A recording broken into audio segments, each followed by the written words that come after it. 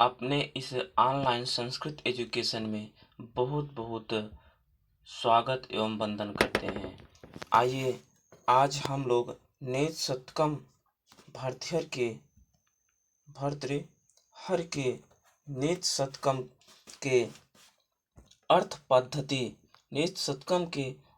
पद्धति को आज हम लोग देखेंगे। अर्थ के बारे में किस प्रकार से मनुष्य को धन का संचय करना चाहिए, संचय और व्यय करना चाहिए। व्यय के बारे में भर्तृहरि ने बताया है। तो आज हम लोग अर्थ पद्धति के कुछ श्लोकों पर चर्चा करेंगे।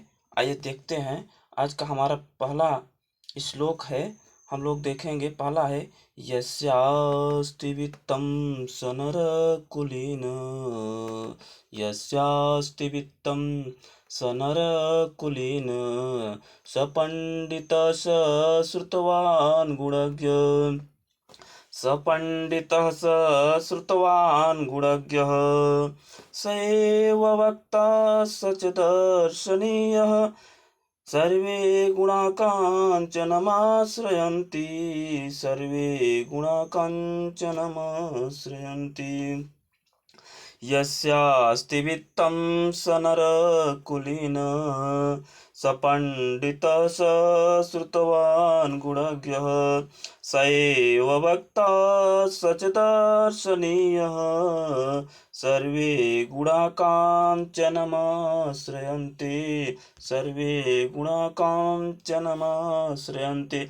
यह उपजात छंद में है। इसमें 11 वर्ण होते हैं प्रत्येक में। तो यस्यास्ति वित्तं स नरकुलीन, यस्यास्ति, यस्य अस्ति जिसके पास, यस्य अस्ति जिसके पास है, जिसके पास है, वित्तम धन, जिसके पास, जिस मनुष्य के पास धन होता है, स नरकुलीन, वह मनुष्य कुलीन होता है। स पंडितः स श्रुतवान् गुणज्ञः, स पंडितः वही पंडित होता है। स श्रुतवान् गुणज्ञः, वही विद्वान और गुणवान भी होता है। स एव वक्ता स च दर्शनीयः, स एव वक्ता, वही वक्ता भी होता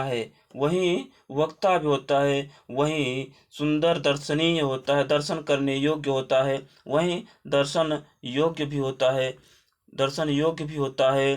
सर्वे गुणा काञ्चनमाश्रयन्ति, तो सभी गुण सर्वे गुणाः काञ्चनमाश्रयन्ति, सभी गुण कांचन, सोना, कांचन मतलब सोना होता है, सोने। सर्वे गुणा कांचनमाश्रयन्ति, सभी गुण सोने में ही विराजमान होते हैं, अर्थात धन में ही विराजमान होते हैं। तो महाकवि भर्तृहरि जी बता रहे हैं कि हे मानव जिसके पास वित्तम धन है, स नरः कुलीना, वही कुलवान होता है। स पंडितः, वही पंडित भी होता है, अपने आप को समझता है। स श्रुतवान् गुणज्ञः, वही विद्वान और गुणवान भी होता है। स एव वक्ता स च दर्शनीय, वही बोलने वाला भी होता है, उसी का बोलबाला भी होता है। स च दर्शनीय, वही दर्शन करने योग्य भी होता है। सर्वे गुणा काञ्चनमाश्रयन्ते, सभी गुण, सर्वे गुणा काञ्चनमाश्रयन्ति, सभी गुण कांचन, सोने में तथा धन में ही, धन का ही आश्रय लेते हैं। सभी गुण धन का ही आश्रय लेते हैं। इस प्रकार से महाकवि भर्तृहरि जी कह रहे हैं कि आपके पास धन है तो सभी गुण आपके पास आ जाएंगे। तो पहला हमारा यह श्लोक यही बता रहा है। अगला हम लोग आगे का श्लोक देखेंगे।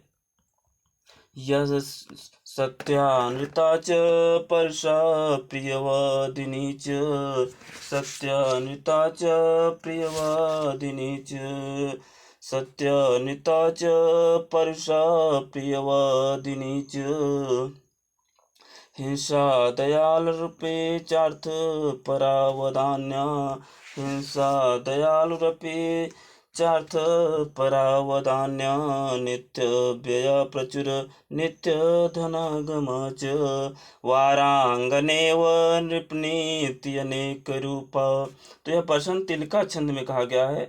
भर्तृहरि ने निज शतकम को छंदों में ही लिखा है। उन्होंने छंदों में ही लिखा है। प्रश्न तिलका में 14 वर्ण होते हैं।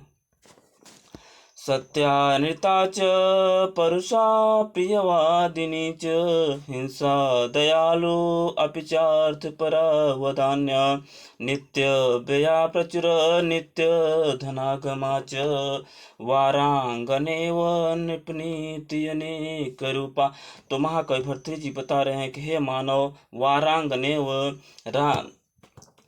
वेश्या के समान, वारांगनेव वेश्या के समान, वेश्या के समान नृपनीति के भी अनेक रूप होते हैं। राजनीति भी 10 रूपों वाली होती है। वेश्या के समान राजनीति भी 10 रूपों वाली होती है। तो क्या रहे हैं? सत्यानृता च परुषा प्रियवादिनी च सत्यानृता च परुषा प्रियवादिनी च हिंसा दयालु अपि चार्थ परावदान्या। तो कह रहे हैं सत्यानृता, हे मानव, यह नीति होती है, यह सत्य कभी झूठ होती है, कभी सत्य और कभी झूठ होती है, कभी परुषा और कभी कठोर भी होती है, कभी कठोर एवं प्रियवादिनी भी होती है, कभी कठोर और कभी प्रियवादिनी भी होती है। हिंसा दयालु कभी यह कटुभाषी और दयालु भी होती है, कभी यह कटुभाषी तथा दयालु भी होती है। चार्थ परावदान्य और कभी यह धन लोलुप भी होती है। नित्य व्यया प्रचुर नित्य धनागमा च, कभी इसमें नित्य व्यय खर्च भी होता है, कभी इसमें नित्य हमेशा खर्च भी होता है। प्रचुर नित्य धनागमा च, कभी इसमें धनों का आगम भी होता है, कभी इसमें धन का आगम भी होता है। वारांगनेव नृपनीति अनेक रूपा। वेश्या के समान वारांगनेव एव वेश्या के समान नृपनीति, राजा की नीति भी अनेक रूपों वाली होती है, राजा की नीति भी अनेक रूपों वाली होती है। अगला हम लोग देखेंगे श्लोक। राजन् दुधुच्छसि यत्चितुधेनुमेनां राजन् दुधुच्छसि यत्चितुधेनुमेनां तेनाद्यवत्सम् इव लोकममुं पुषाण तस्मिन् सम्यग् मनीषं परिपुष्यमाणे नानाफलं फलति कल्पलतेव भूमि। राजन् दुधुच्छसि चितुधेनुमेनां यदि चितुधेनुमेनां तेनाद्यवत्समिव लोकममुं पुषाण तेनाद्यवत्समिव लोकममुं पुषाण तस्मिन् च सम्यक् अनिशं परिपुष्यमाणे नाना फलम फलते कल्पलतेव भूमि। तो यह भी 14 वर्णों में वसंत तिलका छंद में लिखा गया है। 14 वर्णों में वसंत तिलका छंद में लिखा गया है। इसमें महाकवि भर्तृहरि जी बता रहे हैं, हे राजा, जो भी बड़ा आदमी है उसके लिए राजा संबोधन किया गया है कि हे राजन दुधुच्छसि चितुधेनुमेनां, यदि आप चितधेनु, चित मतलब पृथ्वी, यदि आप पृथ्वी रूपी धेनु को, पृथ्वी रूपी धेनु एनाम, इस एनाम क्षितिम धेनुम, इस पृथ्वी को धेन रूपी गाय रूप में आप दूहना चाहते हैं, तो दुच्छसी दूहना चाहते हैं। यदि आप दूहना चाहते हैं, यदि आप इस धरती को गाय रूपी में दूहना चाहते हैं, इससे कुछ लेना चाहते हैं, तेना देवत्सम इव लोकमं पुषाण, तो इस धरती पर तेना देवत्सम इव लोकमं पुषाण, तो इस धरती पर जो भी जीव जंतु हैं, प्राणी हैं, उन सभी को आप वत्सम इव बछड़ों के समान, उन सभी का बछड़े के समान पालन पोषण कीजिए, भरण पोषण कीजिए। तस्मिंश्च परसम्यक् मनुष्यं परपुष्यमाणे, तस्मिंश्च सम्यक् परपुष्यमाणे, लगातार तस्मिंश्च सम्यक् अनिशं, रात दिन आप के द्वारा वह पाली पोसी जाएगी, तो रात दिन तस्मिंश्च सम्यक् परिपुष्यमाने, रात दिन वह गाय जो है रात दिन आपके द्वारा पाली पोसी जाएगी। बछड़े इस धरती के जो भी जीव जंतु प्राणी हैं, आपके द्वारा रात दिन पाले पोसे जाएंगे। तो नाना फलम फलति कल्पलते व भूमि, तो यह धरती जो है गाय रूपी धरती, यह आपको कल्पलता के समान, कल्प वृक्ष के समान, तो यह कल्प वृक्ष के समान आपको फलित होगी, यह आपको फल देगी। ठीक है ना। राजन् दुधुच्छसि यदुचितु धेनुमेनां, तेना देवत्सम इव लोकममुं पुषाण, तस्मिंश्च सम्यक् अनुशं परिपुष्यमाणे, नाना फलं फलति कल्पलते व भूमि। तो भर्तृहरि जी बता रहे हैं कि हे राजन, यदि आप इस धरती पर हर एक उपज फसल का लाभ लेना चाहते हैं, तो आप इस धरती रूपी गाय की आप सेवा करके उसको दूहने का प्रयास करें, तेना देवत्सम इव पुष्यमाणे, इस धरती पर जो भी जीव जंतु प्राणी हैं, उन सबको आप बछड़ा समझ करके उनका पालन पोषण कीजिए, बछड़ा समझ करके उनका पालन पोषण कीजिए। तस्मिंश्च सम्यक् अनुशं परिपुष्यमाणे, उन सभी का रात दिन भरण पोषण करके आप कल्पलता के समान इस धरती को, कल्प वृक्ष के समान इस धरती से आप अनेक प्रकार के नाना फलम फलति कल्पलते भूमि, अनेक प्रकार से इससे धन धान्य ग्रहण कर सकते हैं, ले सकते हैं।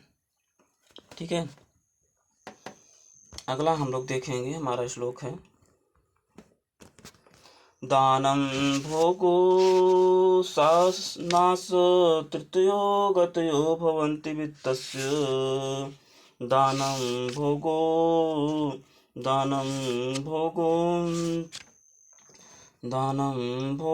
नाश तृतीयो गत्यो भवन्ति वित्तस्य, यो न ददाति न भुङ्क्ते तस्य तृतीया गतिर्भवति। दानं भोगो नाश तृतीयो गत्यो भवन्ति वित्तस्य, यो न ददाति न भुङ्क्ते तस्य तृतीया गतिर्भवति। तो महाकवि भर्तृहरि जी बता रहे हैं, हे मानव, जिसके पास धन है वह धन का सही समय पर सही में उपयोग नहीं कर रहा है, उसके लिए बता रहे हैं, दानं भोगो नाश, धन की 3 गतियां बताई गई हैं। दानं भोगो नाश, धन की 3 गतियां बताई गई हैं। धन का आप या तो दान कीजिए, या तो भोग कीजिए, या नहीं तो फिर उसका नाश हो जाएगा। धन आपके पास है तो उसको पहले आप दान कीजिए, दान नहीं कर रहे हैं तो उसका आप उपभोग कीजिए, नहीं तो वह फिर नष्ट हो जाएगा। तो उसके बारे में बता रहे हैं, हे मानव, धन की 3 गतियां हैं। धन की तीन गतियाँ होती हैं। दानं भोगो नाश तृतीयो गतयो भवन्ति वित्तस्य। धन की वित्तस्य धन की तीन गतियाँ होती हैं। धन की तीन गतियाँ होती हैं। यो न ददाति न भुंक्ति। जो न ददाति, जो दान नहीं देता है, जो दान नहीं देता है, न भुंक्ते, न वह अपने कार्य में ही लेता है, न वह अपने कार्य में ही लेता है। तस्य तृतीया गतिर्भवति। उस मनुष्य के धन की, उस मनुष्य के धन की तीसरी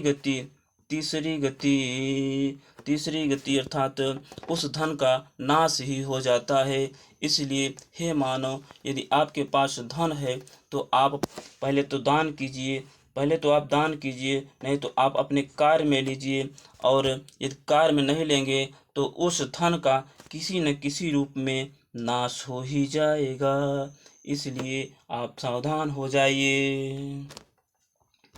अगला हम लोग देखेंगे तो महाकवि भर्तृहरि की 10 पद्धतियों में से हमने यह आज की चौथी पद्धति, यह चौथी पद्धति जो अर्थ पद्धति थी, अर्थ पद्धति के बारे में हम लोगों ने कि धन को किस प्रकार से संचय करना चाहिए और व्यय करना चाहिए, इस प्रकार से हम लोगों ने उस पर चर्चा किया।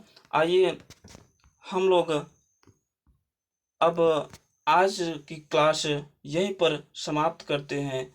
तब तक के लिए आप सभी से नमः संस्कृताय।